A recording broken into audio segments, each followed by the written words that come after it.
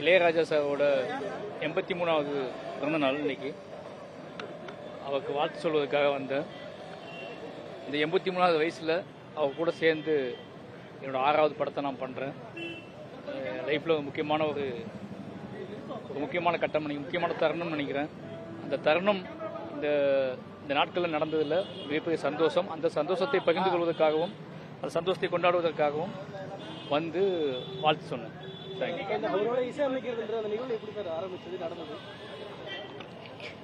இல்லை, அதுதான் இலக்காக இருந்துச்சு. சினிமான்னு தோணின காலத்தில் இருந்து, இல்லை சினிமான்னு தோன்றதுக்கு எனக்குள்ள சினிமான்னு தோன்றதுக்கு முன்னாடியே சினிமாவில் இருந்து நம்ம பக்கத்தில் யார் ரொம்ப பக்கத்துலேயே இருந்தா அப்படின்னு கேட்டால் இளையராஜா சார் தான். எல்லாரும் கூடயும் இருந்திருப்பாரு.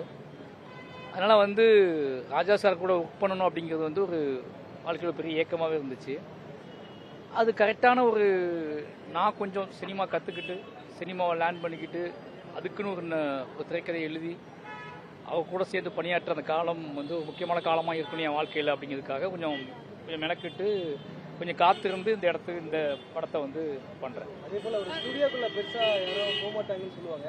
நீங்கள் அங்கே போயிருக்கீங்க, ஒரு கம்போஸ் கூட நேரில் பார்த்துருக்கீங்க. மஞ்சனத்தின்ற டைட்டில் அவர் கைப்பட எழுதியிருக்காரு, எப்படி பார்த்துருக்கீங்க? எங்கள் பேரும் எழுதிப்பட்டே எழுதியிருக்காரு. சந்தோஷமான விஷயம் தானே. அவர் என்னோட படங்கள் மீது என்னோட வேலைகள் மீது சினிமா வேலைகள் மீது பெரிய மரியாதை வச்சுருக்காரு.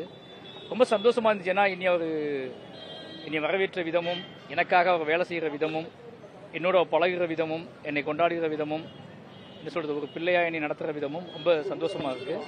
நிச்சயமாக இது வந்து நான் அவருக்கு கொடுக்குற பெரிய மரியாதையாகவும் அன்பாகவும் இந்த மஞ்சனத்தி படம் இருக்கும். ஏன்னா இது வரைக்கும் நான் லைஃப்பில் வந்து ஒரு கம்போசரை நினச்சி ஸ்கிரிப்ட் எழுதுனது இல்லை.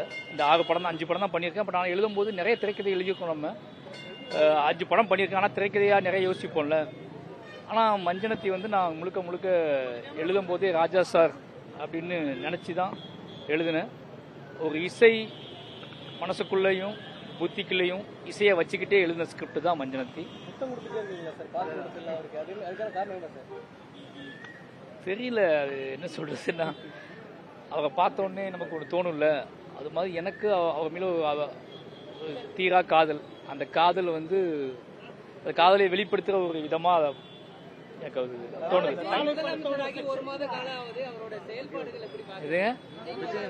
நான் இளையராஜா சாரை வந்து சந்திக்க சந்தோஷமா வந்திருக்கேன். இளையராஜா சாரை வந்து நான் வந்து பார்க்க வந்திருக்கேன். அதை இன்னொரு நாள் பேசுவேன் கண்டிப்பா. அப்படி சொல்லலாம்.